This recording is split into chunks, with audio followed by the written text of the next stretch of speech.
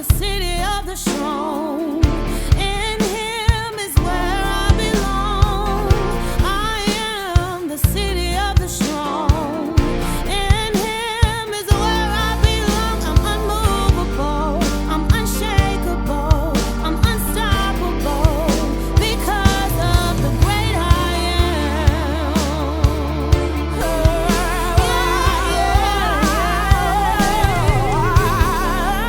I am the city of the strong. In him is where I belong. I am the city of the strong. In him is where I belong. I'm unmovable.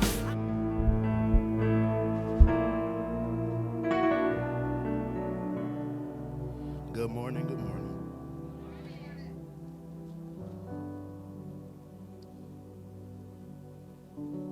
So I guess I should start with prayer. Lord Father, I'd like to thank you for your word. I'd like to thank you for understanding. I'd like to ask that you would just open our hearts and our minds and our ears to receive what is being given from you. And thank you for this day and for my church family. And amen. All right, so we've been discussing Noah in Genesis. So we're going to start right here in Genesis 7:1. I'm going to read this verse for you.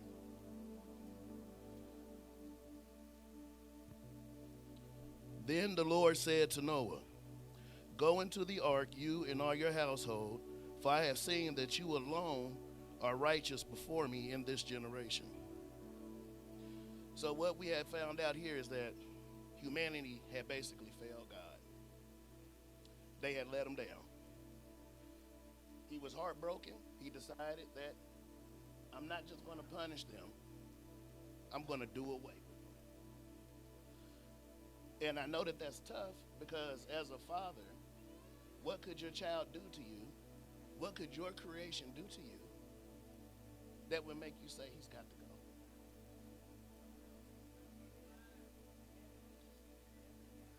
It's hard to look at your child and imagine that there is a level of, I can't do that. You got to go.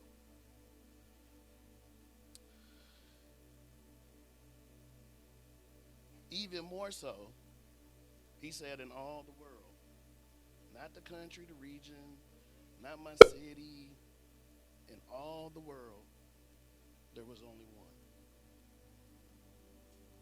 Noah was the only one that had found his father's approval.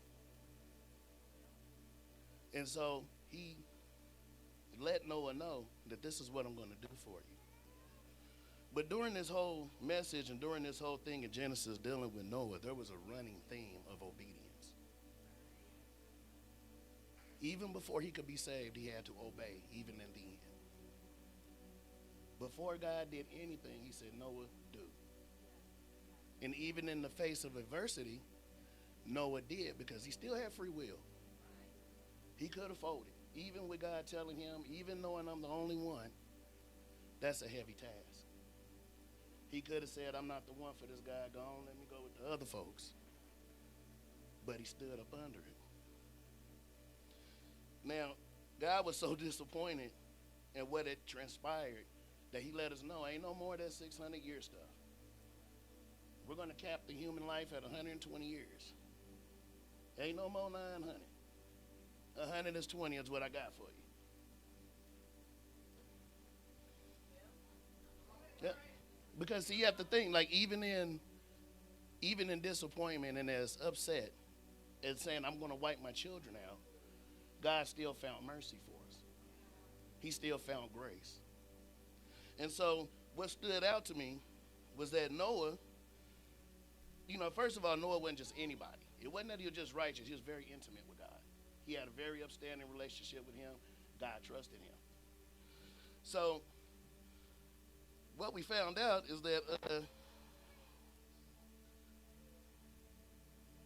that Noah had a physical intercession for humanity. There was a physical intercession. He had to do something. There was nobody else to do it, to take up for us. But God was so impressed with his walk that he went on ahead and said, you know what? I got you and your generations. You and your sons will repopulate the earth then. There was mercy, grace, and blessings in being obedient. And so let's just find out what obedience is then. It is complying or willing to comply with orders or requests, or being submissive to another's will. And in Hebrew, the word for obedience is shama, which means to hear or to understand. So when he obeyed God, he understood. He heard it for what it was. He heard him clearly, what was needed of him. Now, I'm going to go back and I'm going to reference Genesis 1, 6 through 7, because there's something about these floods that you have to understand. This was like no natural thing. This wasn't like a dam breaking. It wasn't just rain from the sky. If you go back to Genesis 1, 6 and 7,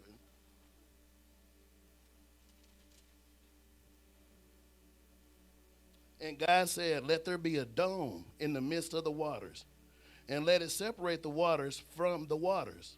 So God made the dome and separated the waters that were under the dome from the waters that were above the dome. And it was so. So what happened here is God opened the firmaments. He opened the celestial water gate. The windows of heaven opened. He used heavenly waters. He didn't just use clouds. He broke the firmament and let heaven's water come down. But not only that, it came from the earth. He caused all type of stuff to bust up out the earth. Nobody was going to escape.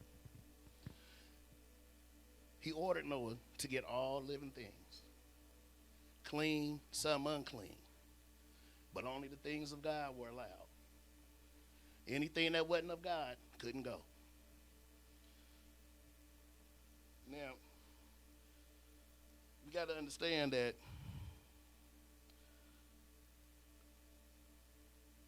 obedience and sacrifice is the absolute key to unlocking your blessings. Obedience is better than sacrifice, but if you're being obedient, at some point, you're going to sacrifice. Yeah. So obedience and sacrifice is what's going to unlock it. Because had Noah not obeyed, I'm not even sure what human life would be like right now. What would it be? So you have to be careful in your own lives when you're walking, when you're doing things, going about, and you get these unctions from the Lord. It might not just be a thought. It's not just your conscience. Sometimes it's your inner man pulling on you. Sometimes it's God pushing you to get where you need to be. And the delay, the disobedience can probably cause harm in your walk. You don't want your fruit to dry up in your season. You know what I'm saying? Because he'll just put another farmer there and still get the fruit. You know what I'm saying? Like, he'll shake up your life just to remove what didn't belong. And God was so intimate with Noah that they actually entered into the first covenant in the Bible in Genesis 6 and 18. He was the first one to have a covenant with God. He set the standard and the blueprint. But despite everything that happened, despite the Lord's disdain for humanity, if you go to Genesis 8 and 1, you will find that, but God remembered Noah and the animals that were with him. So even in the midst of chaos, in the midst of tearing it down, in the midst of everything, he remembered. God remembered that Noah, my righteous son, he was good. He remembered him and kept his promise to him. Like in the midst of carnage, God exampled his impetuous by remembering. Thank you. And he delivered Noah and them. And so obedience is like an action word. It's a descriptive word, but it's also an action word. So if you're going to be under God's deal, if you're going to do the thing, then you have to be a purpose in action. That's just the bottom line. Like there's going to be some serving somewhere. There's going to be some leading somewhere. There's going to be some standing in somewhere. There's going to be some watching somewhere. But you have to do what he asked you to do. If you want his reward, then you got to come with your deal. It's not good to make covenants with God to promise and then not keep your end, because he's going to hold you accountable for that. No, he causes you to remember. You all know them prayers, and you, God, if you just, I swear, I'm done. I walk for you. I'm not doing it again. And the next day, you're doing it again. You say, but when the tragedy happens, doesn't it suck when you have to turn around and have that same conversation about the same thing? But the beauty is that he ain't tripping. He got you. He ain't tripping.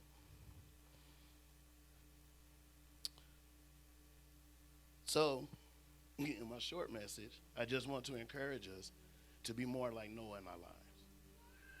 Hold your covenants and your promises. Remember what it is that your obedience unlocks for those in your family. You might be the key. Everybody blesses is in the box, locked up, waiting on you.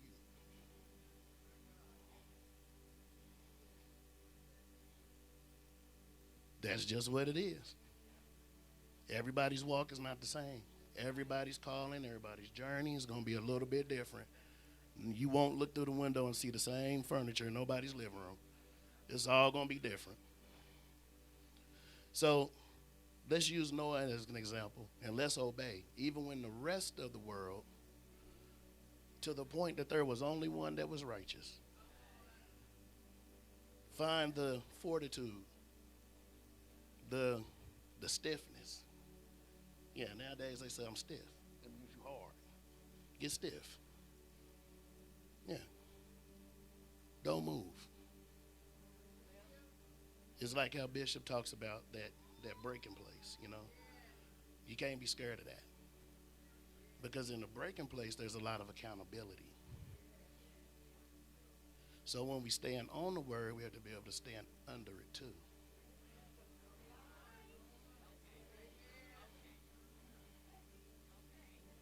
You ain't gonna move a certain way, you got to move all the way.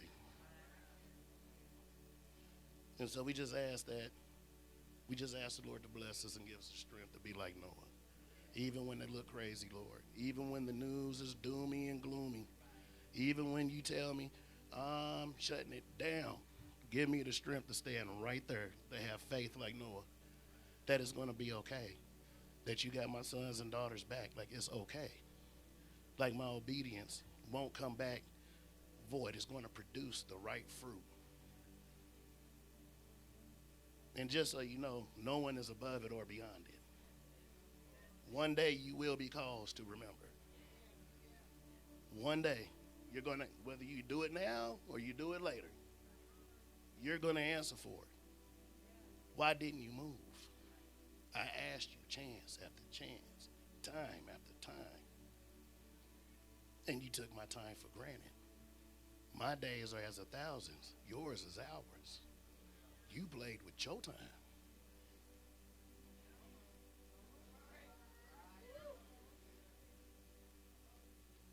So let's just use obedience as an action word.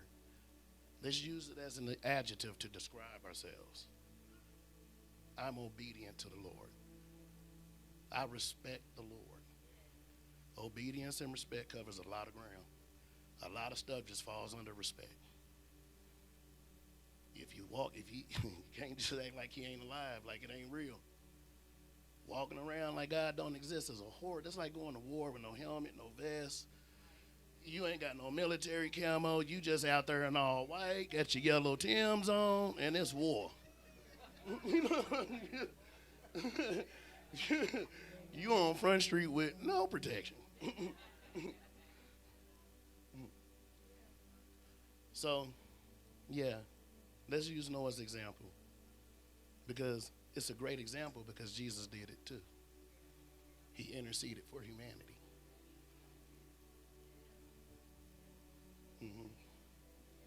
And so let's not let it be null and void. You know what I mean? Let's produce good fruit out of that sacrifice. Let's honor that intercession. Let's realize, man, that's tough. Your life can't be that bad. God didn't say he wasn't wiping out Oklahoma. You know what I'm saying? It's not that bad. You know what I'm saying? I promise it's somebody you could call for food. No, it's somebody you could call to go sleep. No, you can get a ride. It's not that bad. So let's be thankful. Let's be obedient. It's not that bad. We made it hard. He didn't. The design was simple. We complicated that. Yeah, it was simple. We're supposed to just worship, give him his honor, live our lives by faith. But we're the ones who said, I might can't do that. That's too hard. Yeah, but who exactly told you that? Because it wasn't the Lord. He gave us example after example from Genesis 1 all the way through Revelation of what a stand-up father is. So we can't blame him. It got to be us. So let's be faithful. Let's obey. Let's obey. Yeah, I obey, and it sucks. I don't like being told to obey. I don't like that. I don't like to say obey. Like, that's strong. You know, you don't want me to go along with you or nothing? I got to obey. You know, I can't agree. You know, obey. You know what I'm saying? That's tough. You know what I'm saying? But if we humble ourselves, if we put that ego in the back pocket, it's not that hard to obey. Once self is out of it, it's not that hard to obey.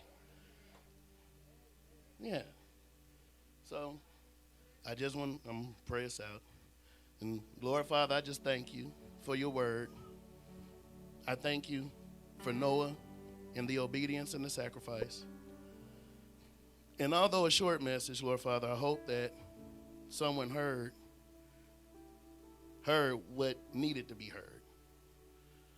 And we just thank you for this Sunday. I thank you for my church family.